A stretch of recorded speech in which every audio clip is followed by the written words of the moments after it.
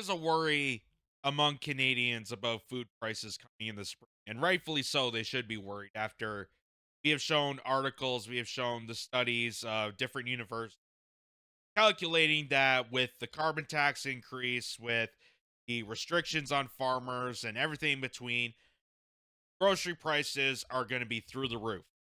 But by the time this tax holiday, this temporary measure, ends. And many Canadians are not looking forward to this. And it's become such a disaster that even the Weather Network, that's right, the Weather Network, covered this story, which is kind of surprising because the Weather Network, unless it's like a big natural disaster story, they don't like to really get their hands into deep politics. And I don't blame them. They're, responsible for weather. The same way it'd be kind of weird if Teen Vogue got themselves into Supreme Court picks. Like, it seemed kind of weird. It can be seen out of place.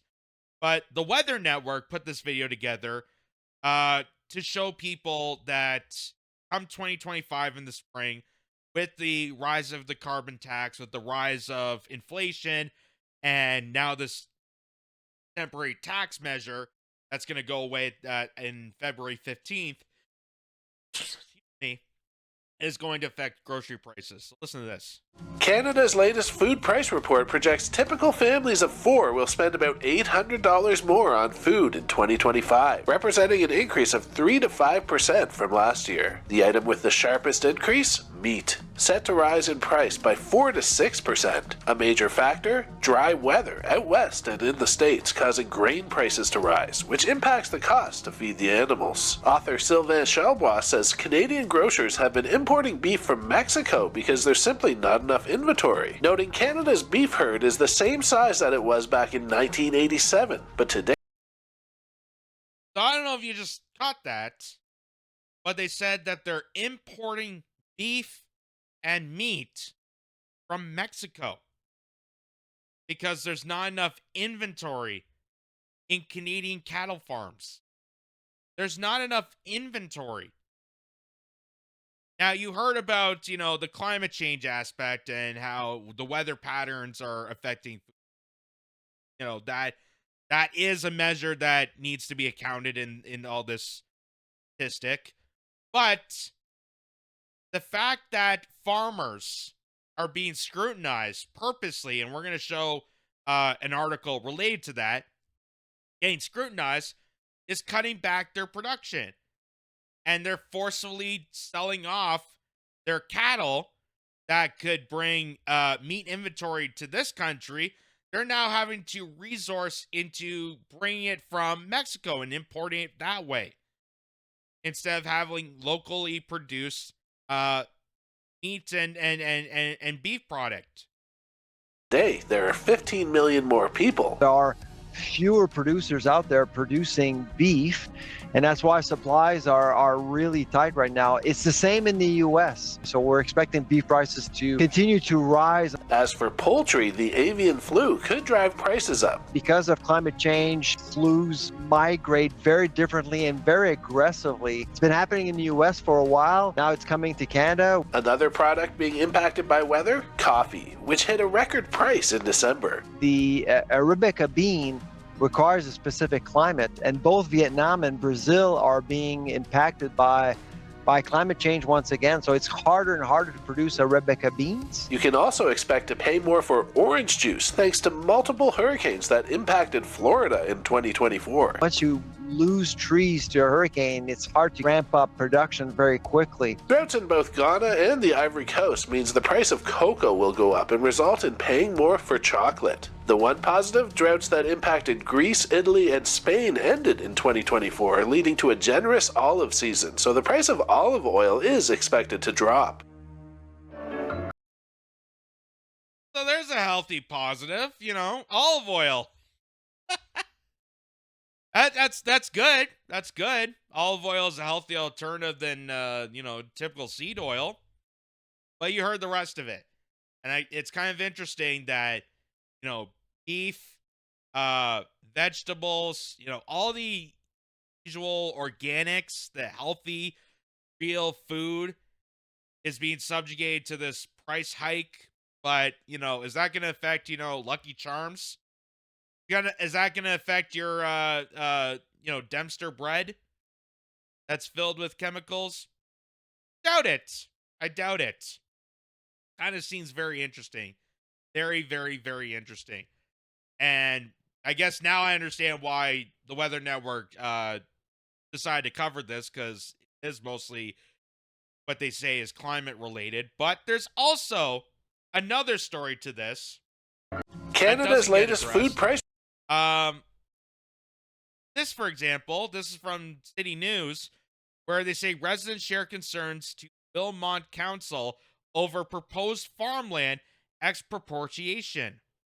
So this is what's happening to our Canadian farms, that's cutting back on the agricultural industry, that's cutting back on our inventory to provide nutritious food to Canadians and consumers. And it's happening all over the country, but here's one in close to Kitchener here, where it says Wilmot councillors heard a presentation from Alfred Lowrick, a resident of Wilmot representing all the landowners being affected by the proposed exploration of farmland from Wilmot Center to Navsgir Road, where he said the lack of information from regional council is disturbing, as he argued that they were not getting answers since presenting to them last week. Many of these people are long-term farming families who located in the area due to the high quality of farmland and reassurance the land like this would not face development pressures. At Lowrick, to say they were distraught is an understatement. He noted that there have been rumors that the land will be used for an industrial site, but no details have been publicly released. The 770 acres is 8.5 kilometers around the perimeter, or about the distance from Kitchener City Hall to St. Jacob's Farmers Market. Lowrick said the decision is inconsistent with the region's climate change goals in reducing greenhouse gases and could cause a chain reaction in more farmland being seized due to the auxiliary uses around the site. This includes overcapacity at the local sewage plant, highway transportation or rail access, and water quality. Clearly, from our viewpoint, regional staff hasn't done enough of their homework and have made really poor decisions, really made a poor choice with this distant, constrained location lacking most of the essential infrastructure and features industrial purchasers willing to be seeking. So I asked why, Lowrick said. 2 weeks ago, farm owners in the area of Wilmot Center and Navsgir Road were approached by a consulting company, Cansier Limited, with offers of selling their land. If they didn't, they allegedly told their lands would be expropriated by the region in August. So this is happening more and more frequently, and this is why a lot of farmers in Canada, much like the farmers in the Netherlands, are protesting against this and are speaking out against it, because there is a commission, there's conspiracy that that municipalities and townships and other governments are coordinating with big companies to seize farmland from farmers that have been around for generations, that have owned this land, that have crafted their agriculture and brought crops to their communities for many, many decades. They're trying to seize that land.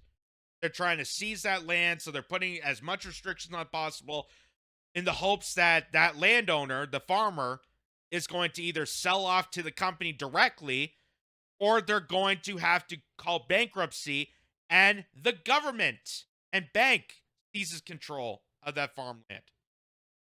And this is happening over and over and over again. And they don't really bring attention to this. None of this ever really brought to attention. But they'll tell you that food prices are skyrocketing. So they won't connect the dots. They're not connecting to this. They just want to say, well, climate change is happening, so just deal with it. And not mention this. In a statement, the region and Wilmot Council said land assembly is underway to create shovel-ready sites for large-scale economic investment to further support Waterloo region's economic vitality as it grows to 1 million residents by 2050. So they're stating that this is good for the economy, that getting rid of farmland that somehow is going to reduce greenhouse gases with cow farts. That's their statement. That's their argument, because the methane coming from soil, apparently, which, as we've shown on this channel before, that is all just a conspiracy. That's just all trying to cover that up.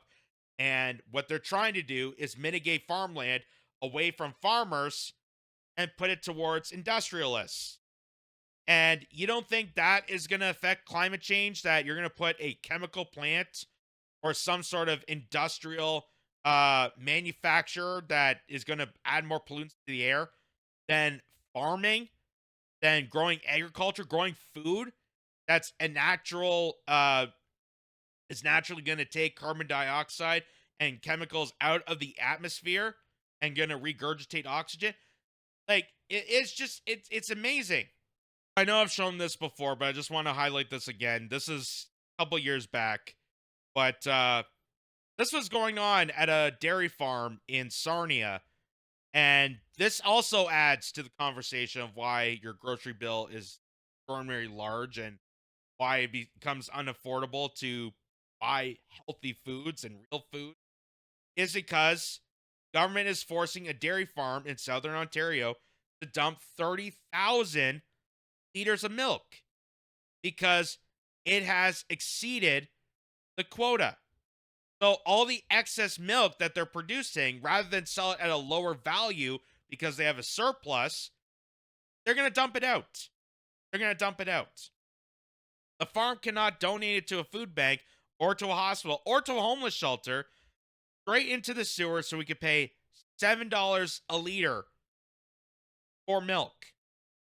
And that's because the food conglomerates, the big mega corporations that seize operations of these dairy farms and cultivates the packaging, production, and the shipping of all this, they want it. They don't want a surplus. They want to make sure they can charge high value. So here's what this dairy farmer in Sarnia, Southern Ontario, had to say about this. Hey guys, we're here at Give and Go's Farm in Southern Ontario. We milk about 260 cows. Right now during the winter months, you milk quite a bit more milk because the feed is very consistent. And as you do a good job, you will produce quite a bit of milk. So, but right now we're over our quota. It's regulated by the government and by the DFO. But the problem is what they don't understand is millions of people look at this milk running away because it's the end of the month. So I dump 30,000 liters of milk, and it breaks my heart. I will show you. By the way, this here, Canadian milk, it's $7 a liter. When I go for my haircut, people say, wow, $7, Jerry, for a little bit of milk. I say, well, you have to go higher up because we have no say anymore as a dairy farmer on our own farm because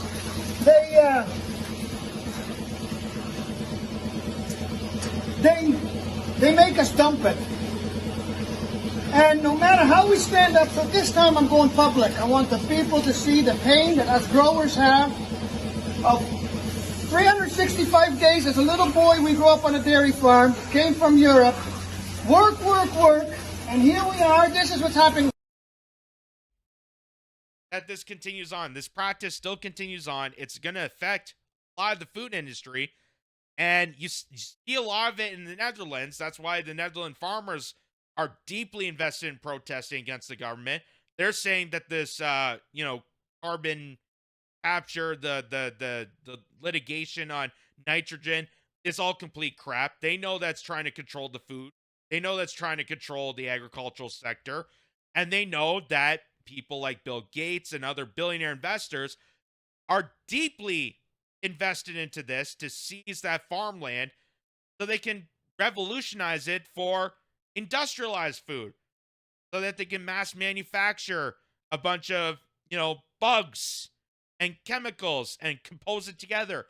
Ultra processed foods, which seems to not get affected by this price hike. But meat, dairy, vegetables, coffee, chocolate, all these things that come from plants, all the organics, the good, healthy food, the real food is getting impacted by this. And it makes you go and wondering, makes you go and think, who's actually really behind these measures? What actually takes effect that makes the domino effect to cause all this? And when you have land seizures taken away from farmers and bring it to industrialists, on top of the carbon tax, on top of high inflation, on top of everything, no wonder why grocery prices are skyrocketing. No wonder why people can't afford healthy food, real food, because of these measures. And at some point, people are going to look at this and we're going to have to speak out as quickly and swiftly as possible, because this is going to continue on. This is why people ranted against Doug Ford when it came to the Greenbelt. The same situation. That is luxurious farmland. That is the most fertile soil in Ontario. And Doug Ford wanted to sell it off to the billionaires to put homes there. They wanted to sell it off to developers to make little communities out of the most fertile soil in Ontario. That's part of the agriculture system. That's part of the winemaking in Niagara and the peninsula. That's going to jeopardize all of that. So you have to save that territory in order to get agriculture back so you can get food growing again and serve to your community. That would reduce the price of these foods that they don't have to import from Mexico. But, of course, ultra processed chemicals and all the other, bad additives, they don't seem to get affected the same way that nutritious food does. Kind of makes you go, Kind of makes you really think. This is brought to you by Ground News, the versatile news app and website that gathers all the world's media on one place and allows users to compare coverage. Ground News gives you the access of thousands of sources worldwide, allows you to see the media blind spots, and even gives analysis on the bias and factuality of those stories. Weave your way through the mainstream narratives, the corporate lies, and have total access to find complete information that you deserve. Click on the link below and get 15% off a subscription. Be critical, be informed, be ground.